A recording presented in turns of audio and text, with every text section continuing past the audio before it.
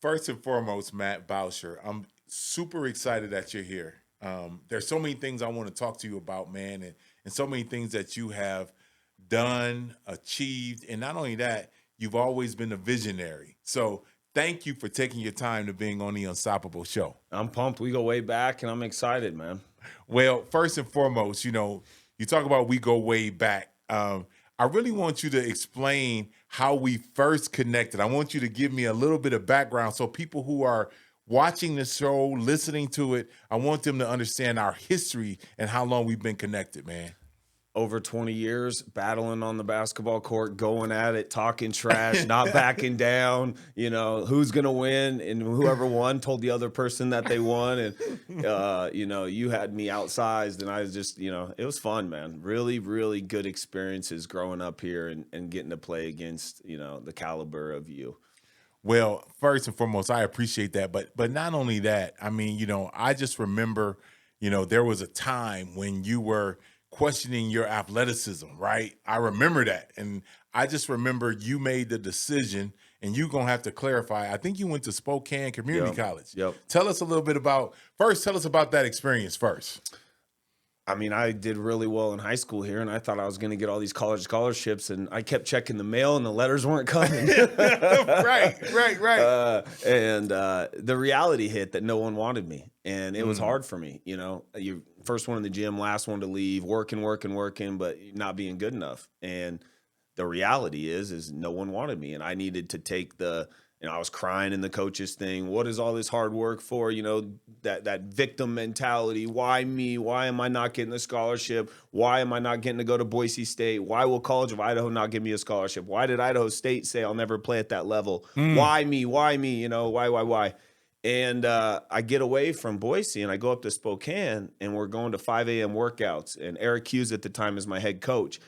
And no one cares about you. No one cares about, I'm one person. I have to put in work where I am significantly better. Right. And kind of my dad was always like, you gotta really separate yourself. There's no excuses. No one feels sorry for you. You're no different than anyone else. No one's better than you. You're better than no one. And I got there and I was like, this is business. I don't want to be at Spokane Community College next year. Right. Like the people rolling the backpacks and smoking outside the buildings. Every time I looked at that was motivation that I'm getting out of here. Like I am getting out of here. And I led the team in scoring and did really well. And it was an absolute grind from 5 a.m. till night class or work study till 9 o'clock at night. I mean, the entire year. But it was good for me to get away. And it's just me. I was looking in the mirror. And I'm like, I got to change something. Man, and the first things first, you just sharing what you just shared, we can end the show right now. I'm being real, man. Like, you talk about, the victim mindset and looking in the mirror and being held accountable and really understanding that there's more to you, right? There's so much more to you, which gets me excited. Like your energy is giving me energy. And so two things pop into my mind. So you end up leaving Spokane. What happened after that? I take a visit to Montana State. Mick Durham's the head coach. The visit goes good. He's like, Matt Bauscher, we're offering you a full ride scholarship. Okay. So I go back to Spokane. I tell my parents I got a full ride Division I scholarship. They're like, that's amazing. I'm going to go to Montana State. I'm going to be a Bobcat. I'm going to live in Bozeman. Next day, I get a phone call that they're going to actually retract that scholarship offer, and they're going to give it to a guard named Brandon Miller out of Texas. He fits the style more. He's more athletic. He's quicker. Here we go again, right? Here we go again. Back to square one. So I got great advice from a lot of different people, and Boise State said, hey, if you will walk on, you'll earn a scholarship. You'll redshirt their first year. You'll have a guaranteed 2-year scholarship. And then I thought, I can go play in one of these others. U of I then offered. Larry Kostoviak at Montana actually offered. But here was my thing. If I want to live in my hometown, why would I go to school somewhere else and not build the connections where I want to raise my family, where I want to live? Right. Like some of the players here that leave the Treasure Valley that go play at Gonzaga or Ole Miss or Cal or San Diego, they don't have the same community impact that the local guys who stay there do. Yeah. And the connections and the boosters and the name recognition. Right. So to me, if I'm not going to be a first-round draft pick, which was a long shot, Okay. I said, I'm going to move to Boise. I'll earn that scholarship. I know I can. And I'm going to treat it as 4 years of trying to get to know everybody, learn as much as I can. Sure. And that's what I did. Man, and I love how, and I'm gonna say this because it resonates with me. You were so far ahead, and you weren't thinking about what's gonna happen, the next day. You're thinking about long term, right? What's gonna happen? Where am I going, meet my wife? Where am I gonna raise my family? How am I gonna be connected to the community? So your mind wasn't just next day. It was, hold on, I'm gonna be here for a minute. Absolutely. Like one of my mentors is like, some people like to play checkers and you have to play chess. And you have to be thinking, you want to be present and think about today, go 1-0 today, right? You can't always be thinking about tomorrow or you'll get dominated today. Right. But if you're not having a plan on where you want to go, what are you doing? Ooh, wow, wow. So two things pop into my mind. Now I'm gonna go back. I'm gonna go back to when I used to run the Game Time Pro-Am League, right? Yep. I'm gonna go back to that because, for me, that was really when I saw you become who you have become, right? You were in transition. And when I say that, I remember watching you, going to the basket. And like you said, I'm a bigger guy. So, I'm 6'5". I'm doing my thing. But on the other side of that, I watched you grow.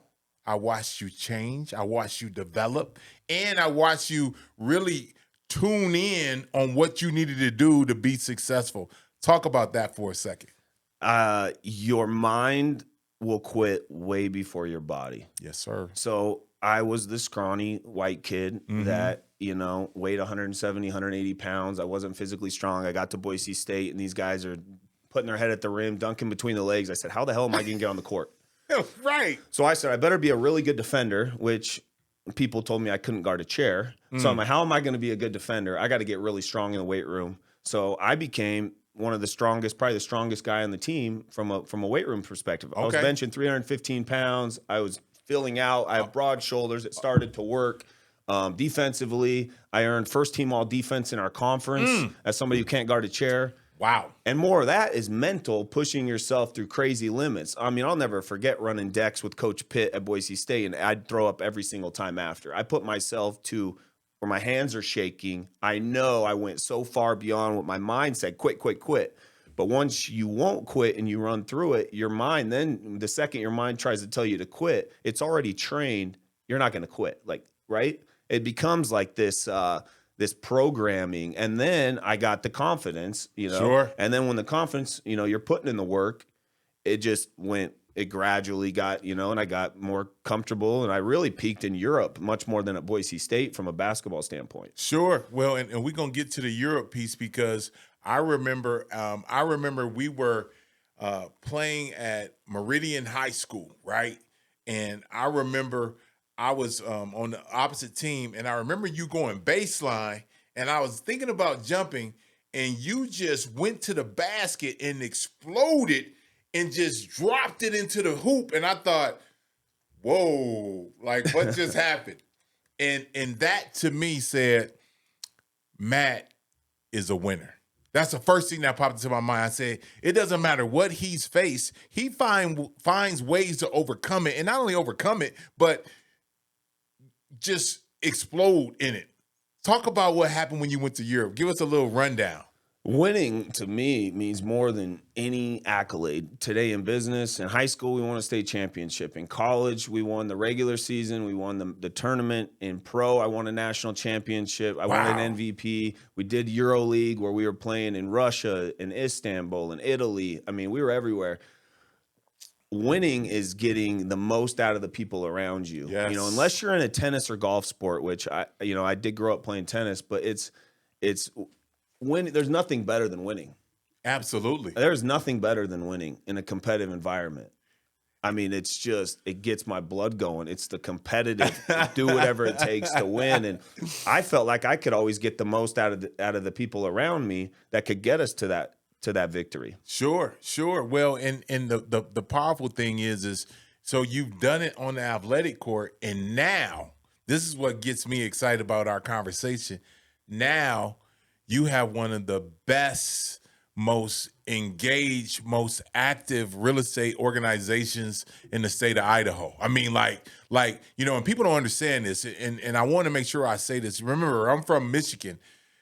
If you can do it in athletics, you can do it in anything that you put your mind to. I'm saying, I'm looking at the camera because I really need you to feel what I'm giving you right now. Like, this is important. So if you can do it in athletics, you can take that same model and do it in anything that you want to do it in right now.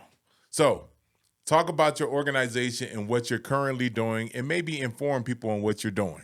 So Nick Schleckaway, who was the Fiesta Bowl team captain for Boise State and the famous team that beat Oklahoma, he started Amherst Madison, and I was his number one guy. So me and him have kind of blossomed and grown this brokerage from, the first year our whole company sold $14 million in sales combined.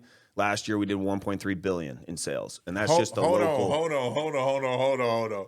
I kind of want to take my hat off, but I'm not going to do it. Give us those numbers again, because I'm confused. What happened? I got done playing basketball in Europe in 2014, so somewhat recently. And Nick started the company about the same time. I was his number one guy. We grew very, very small, just local. We're not in other states. And the first year, our whole entire company combined sales was $14 million in real estate we sold, which, we were like, okay, we're getting started, just like in basketball, right? You start out, you got to dribble. You got to do the fundamentals. You got to jump stop, right? And it's grown and grown and grown and grown. And we made the Inc. 5000 list multiple times. We've been in Wall Street Journal and some of the big magazines. And, the last 2 years, we've done over $1 billion in sales each year, just here in the Treasure Valley. And we don't have the price points that Beverly Hills has and Seattle has. So, I mean, it's a different animal, but we don't have, a lot of people, I think, have this expectation. Like we talked about, I'm a victim. I expect this. I want this. I'm entitled to this. We have an appreciation. And when you appreciate and you're grateful, you don't need to be complacent. Yeah. There's complacent to me is a problem. It's an issue. It's a problem. It's an issue. It's a problem, because then you sleep in, instead of 4:45, you're waking up at 5. Then it's 5:15. Then it's 5:30. And next thing you know, you're getting up at 6:30, and you've slipped, right?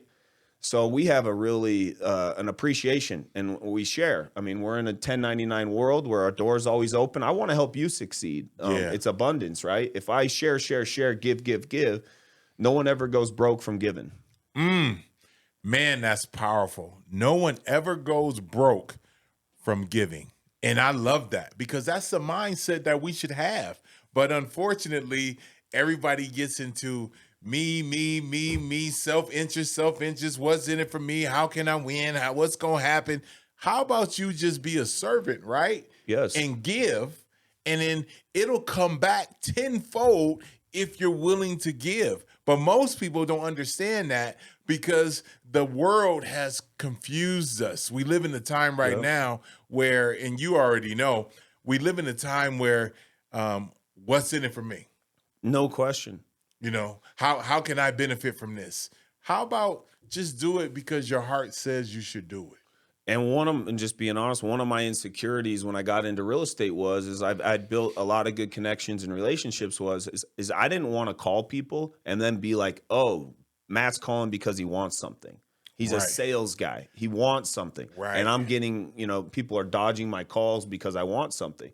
So I was like, I'm going to go polar opposite and just give. If you want to do business with me, great. If not, I'll be fine. Yeah. Well, and I think that's where you and I are connected, because we have that same mindset. Like, okay, if this is the way it is, no disrespect, but I'm going to succeed with or without your consent, because I'm going to grind. And I love what you said before. It's not going to be, I'm going to sleep to 6:30. I'm going to get up at 4:45 because I don't want to slip and I want to stay on top of my game. And I love that you have that same mindset, because I think that's important. No, it is. It really is. And then another thing, like an insecurity, is what if your life comes to an end and, God says, hey, Derek, you were capable of doing this, and this, and here's what you accomplished.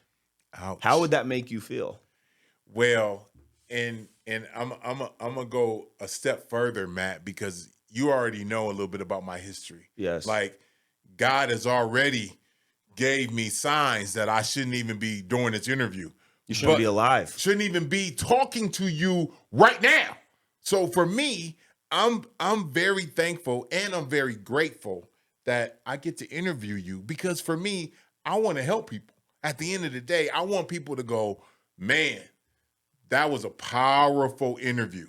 And, I'm going to take it a step further. We talked a little bit about, people being victims and complacency and feeling like they're entitled. Like talk about, and give me your thoughts. How do we deal with that issue? What are your thoughts? And I don't think it's ever been as bad as it's been the last few years, where, people don't want to work or they're entitled. They expect, this, that, and another. I think it goes back to the give, be grateful, be appreciative. Yeah. And I mean, you're not going to grow and you're not going to succeed and you're not going to, accomplish what you want until you appreciate and are grateful of the opportunity. I firmly believe that. If it's you and it's get out of my way and I'm going to the top, you're gonna burn a lot of things on the way. Yeah. And at the end of the day, and you and I both know this, it's always about relationships, right? It's about how do you cultivate and honor and take care of people and honor the relationship that you've been able to develop. That's just the truth. Yeah. And I say that because of the people that I'm connected to, right? I'm interviewing people that I haven't talked to in 20 years. And they like, hey, what you doing, right? Yeah. And to me, that stuff says, I still appreciate you, I still honor you, and I still care for you. So I have a couple more questions. And the first question I want to ask you, which continues to pop into my mind. So obviously you have shown that you can deal with adversity. You can overcome challenges.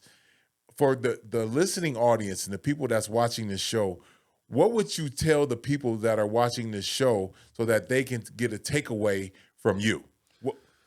My advice would be whatever industry you're in, whatever stage of life you're in, plan out first off what you want your life to look like, where you want your career to go, business, family. If you had a crystal ball, imagine yourself, what does it look like to make you, be the perfect picture of yourself? Like, what does that look like? A lot of people say, I don't know. Well, You need to know. Right. You need to know like what it looks like. In my opinion, like I had a certain where I wanted to go. I had a certain thing I wanted to be, the top guy in Idaho and be one of the top guys in the country and do that. But how was I going to get there? So my thing would be, where do you want to go and how are you going to get there and how are you going to plan for it? What are you going to do that others aren't willing to do? If there's 10,000 realtors in the Treasure Valley, what are you going to do to separate yourself from 10,000 people in a small town? Yeah. If you're a financial advisor, if you're in insurance, if you're a coach, everybody wants to be a Division I coach. Sure. There's only 365 spots in the country. Man. And there's 100,000 coaches. So what are you going to do that the other coaches aren't going to do to get you the head coaching job at Michigan State or one of these schools, right? So some of that is grinding, preserving, networking, learning, adapting, succeeding, growing others. I mean, Coach K, I loved it. He's like, we have 5 individuals, we have a slap. Everybody works together, you have a fist. You knock somebody out. And that's kind of my thing would be get down to where you want to go. Where do you want to take your career, your personal life, your spiritual life, whatever your goal is. Sure. You have to know where you want to go. And then you have to create a plan to get there. I mean, you can't just have pie in the sky, go about your day just nonchalantly. You're not going to make it.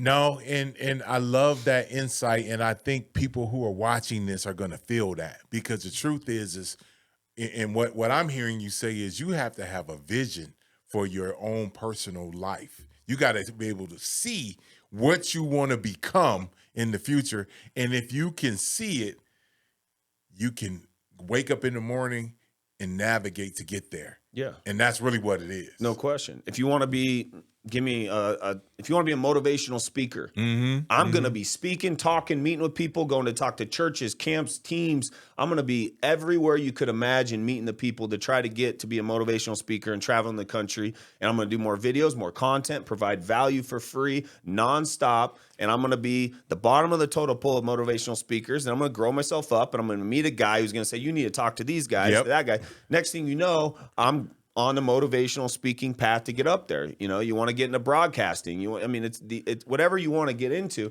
you can succeed. There's nothing special about me. Nothing. Right. There is nothing special about me.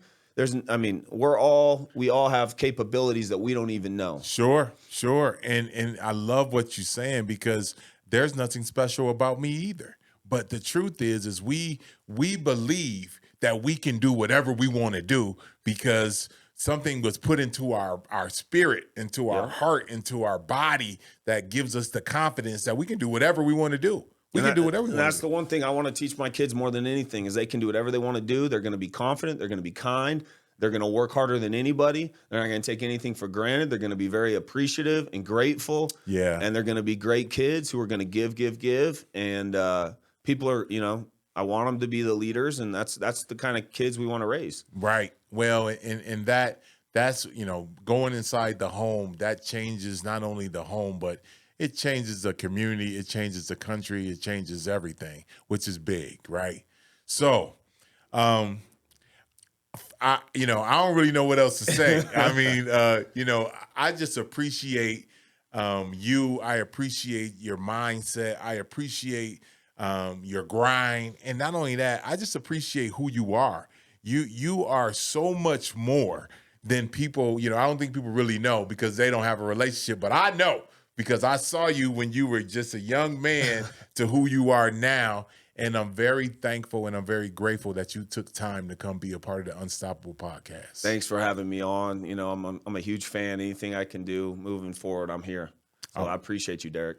Hey, it's all love. All right. Take care. Thank you. Take care.